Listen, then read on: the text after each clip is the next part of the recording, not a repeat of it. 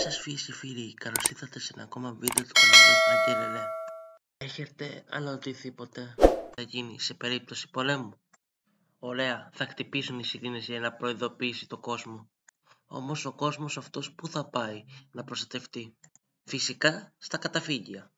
Όμως έχουμε καταφύγια, πού βρίσκονται και σε τι κατάσταση είναι? Μπορεί να πάει κάποιος εκεί και να προστατευτεί?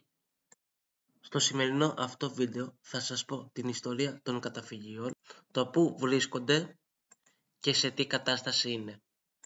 Δεν θα σας πω για όλα τα καταφύγια που έχει η Ελλάδα, γιατί φαντάζομαι ότι είναι πάρα πολλά, αλλά και τα καταφύγια που έχει η πρωτεύουσα, δηλαδή η Αθήνα, και σε τι κατάσταση βρίσκονται.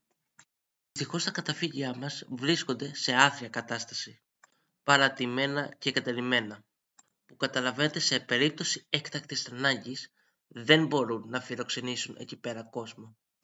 Τι έγιναν τα καταφύγια? Το 1936 με 1940 από τον πρόεδρο που ήταν ο Ιωάννης Μεταξάς. Μάλιστα εκείνη την εποχή υπήρχε μια εντολή που έλεγε όσα κτίρια κτιζόντουσαν από πάνω από 3 ορόφους έπρεπε υποχρεωτικά να έχουν υπόγειο, δηλαδή καταφύγια.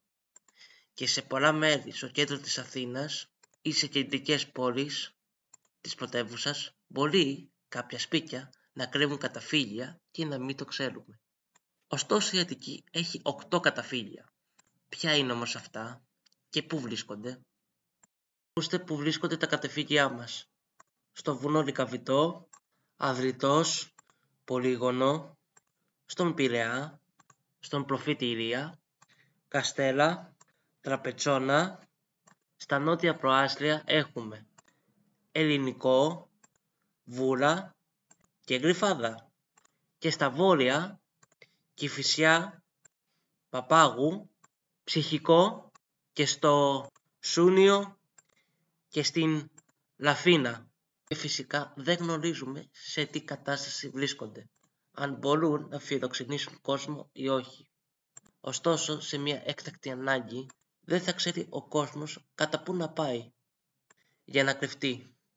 Καλό είναι όπου και να βρίσκονται αυτά τα καταφύγια, το κράτος να τα ανακοινήσει και να τα κάνει λειτουργικά, ώσπου σε περίπτωση έκτακτης ανάγκης να πάει ο κόσμος εκεί και να κρυφτεί. Λοιπόν, ήταν όλο το σημερινό βίντεο για τα καταφύγια και που βρίσκονται και σε τι κατάσταση είναι. Αν σας άρεσε, πατήστε like, το κουμπί με την εγγραφή και το κουμπί με το καμπανάκι για να μην κάνετε κανένα επόμενο βίντεο που ανεβάζω και σε αυτό το κανάλι Αγγέλελε, αλλά και στο δεύτερο που λέγεται Αγγέλελε Πειράματα. Από μένα, γεια σας, τα λέμε στα επόμενα βίντεο. Γεια σας!